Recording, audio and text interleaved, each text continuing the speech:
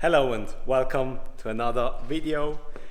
Today we are not going to talk about this car in the back, but you can see the empty carbon rear wing. And you're gonna see a video about this in, I don't know when, but you're gonna see a video about that car because we just changed valve springs.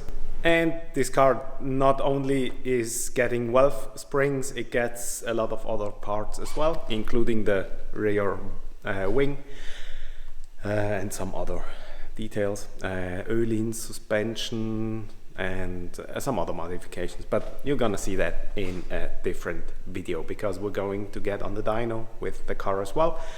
And the goal is 350, 360 horsepower. So that's about the goal. We're going to talk about the bonnet that is lying behind me on the ground, and it's from Koshi. I'm gonna show you the homepage.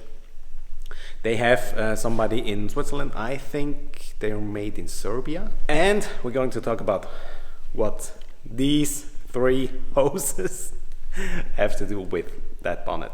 So first of all, the quality isn't that bad. We got this one for that car right behind me because he wanted to have something a little bit special, something with some vents, and so we got him this bonnet. It doesn't have any certification at all. The same with the wing. Unfortunately, not street legal, so yeah, but it is what it is. So let me show you the bonnet real quick, and then let's talk about the stuff I've seen on the bonnet.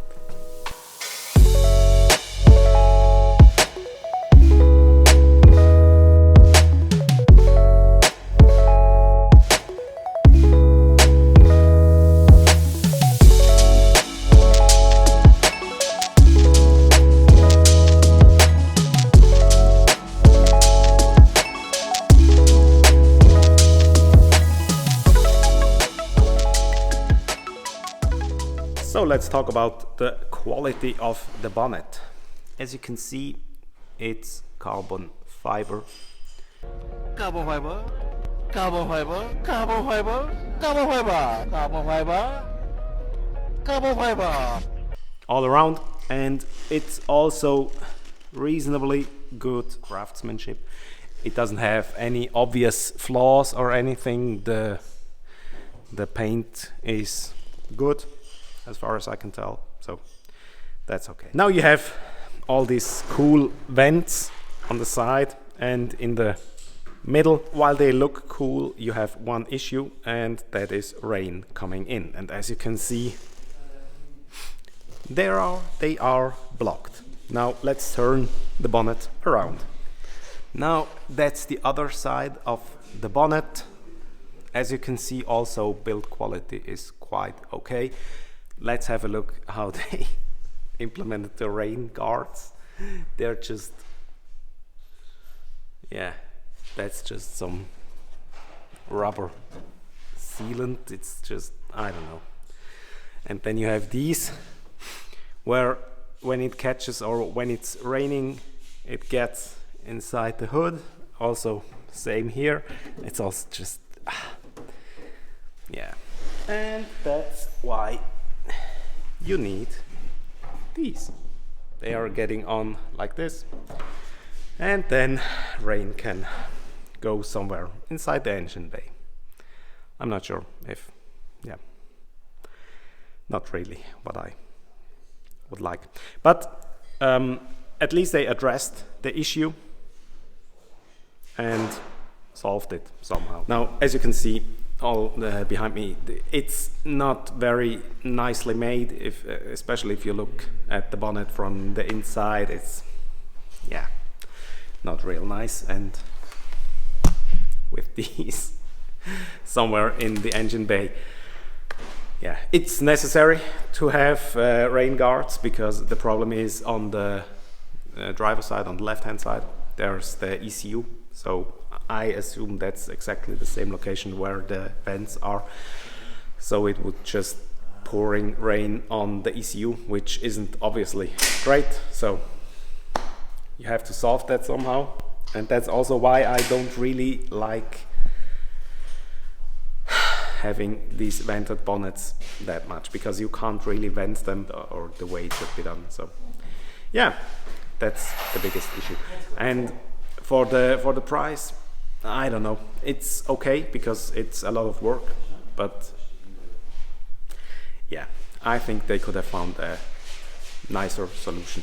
The weight of the bonnet I'm gonna show you right now, it's 4.5 kilograms, so it's a little bit lighter than the stock one, which is around 6, but it's also heavier than the one from MT Carbon, which is 3, so it's somewhere in the middle. It's not too bad.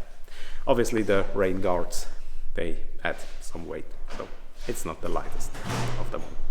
But to be fair, it looks good on the outside, where you gonna look at it the most.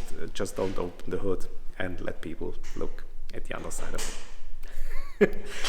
We're gonna check how good it fits, and yeah. So, as you can see, the hood is installed and it does fit much better than expected. What we had to do is the bolt of the hook.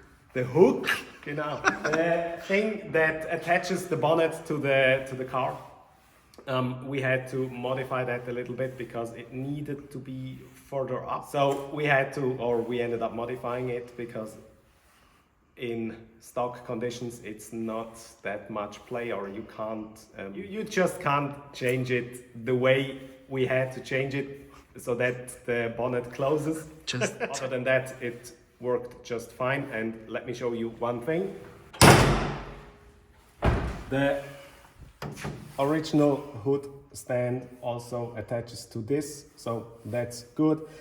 And we had to modify these two holes a little bit so it came a little bit further up because we couldn't close the bonnet before that. And now it just works, but